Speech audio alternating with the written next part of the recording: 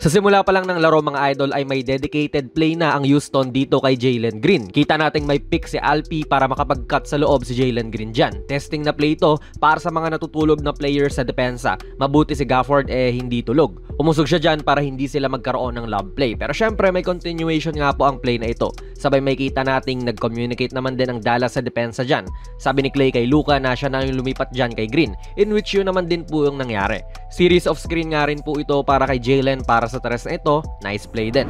Kaya rin mga idol bibihira o masasabi ko ngang hindi natin nako-content itong si Jalen Green kasi parang puro ganito yung laruan niya. Actually bulto nga rin po ng puntos niya dito ay off sa pick and roll play. Napatapat si Gafford dyan at ang magandang ginawa niya ay hindi na po niya talaga inantay ang depensa na mag-set. Sugod kung sugod kaya nagkumahog din sila para salubungin to. Good kick out kay Dillon.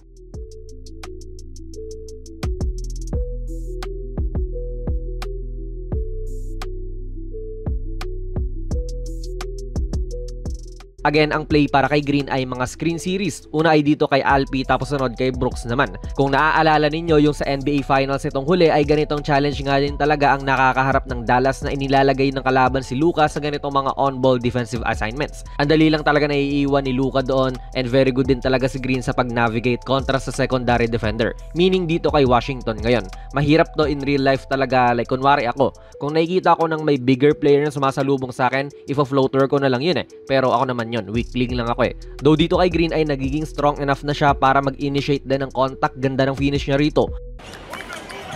Rinig nyo, pumapalakpak pa si Green dito, hindi kasi binigay ni Sengun sa kanya. Medyo hindi okay yung execution ng dalawang to sa play na ito kasi parang late sila kumilos, pero nag-lead pa rin naman yan sa post-up ni Alpi, hindi nga lang din pong pumasok. After ilang mga possession, na-plancha rin naman nila yung play, binigay na rin kagad ni Sengun to dito sa kaliwa. Kita pa rin natin yung mga stagger screen kay Green. Kung pipiliin niya ay feel ko kaya niya rin namang iskoran tong si Powell dyan Kadalasan kasi pinupull up na lang to ni Green. Noong mga rookie season niya ay ganon kasi kaya naman din talaga niya. Pero dito ay nakapag-playmake din siya. Okay din po itong si Adams mga idol. Naging malaki siyang dahilan dito kung bakit makakascore din po si Green. Tumuturo na kasi siya na nag-offer siya ng pick.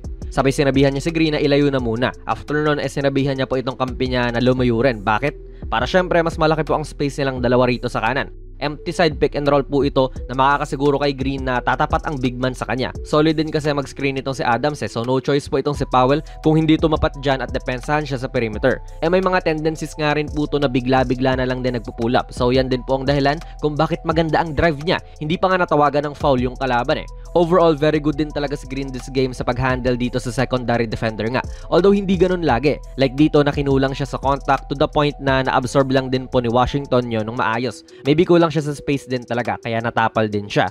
Though sa sumunod na ganun ulit, yung secondary defender na si Washington ang sumasalubong kay JG, may space siya. Mas nakabuelo siya kaya nangibabaw na lang din po yung pagiging freaky athletic nito. Pero just when akala mo puro ganun na lang si Green, bigla ang pinakitaan niya itong sa Washington ng nakatagong alas niya. Again, secondary defender na naman po siya dito at sumasalubong lang din talaga siya kasi naiiwan yung original na nakatoka dito kay Green ngayon. And kung kanina puro absorb ng contact tong dalawang to, iniba naman ni Green ngayon at umiwas siya sa contact. Malamang nagulat nga rin po yung depensa rito at hindi na paghandaan din.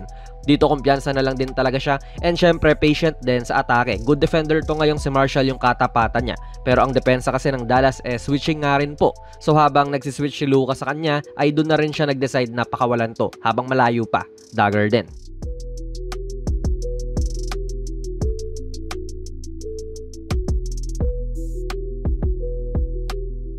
Patuloy pa rin po ang simula ng magandang season ni Jalen Green mga idol this game. Pinangunahan na naman niya yung Rockets with 23 points, 12 rebounds, 4 assists, 1 steal and may isang block pa. Kontra pa to sa isang Dallas Mavericks team na contender sa West. Magandang confidence booster nga rin po ito sa young Rockets team na ito na mukhang gusto na rin pumalag sa Western Conference. 3-2 ang kanilang standing so far. Ano po ang masasabi niya sa laro ni Jalen Green mga idol? Ilagay nyo lang po ang inyong mga komento sa ating comment section sa baba. Kung nagustuhan nyo po ang ating video ay pipindot na lang idol ng like button, subscribe ka na rin sa ating channel at ako nga pala si Jonas PB and as always hanggang sa muli.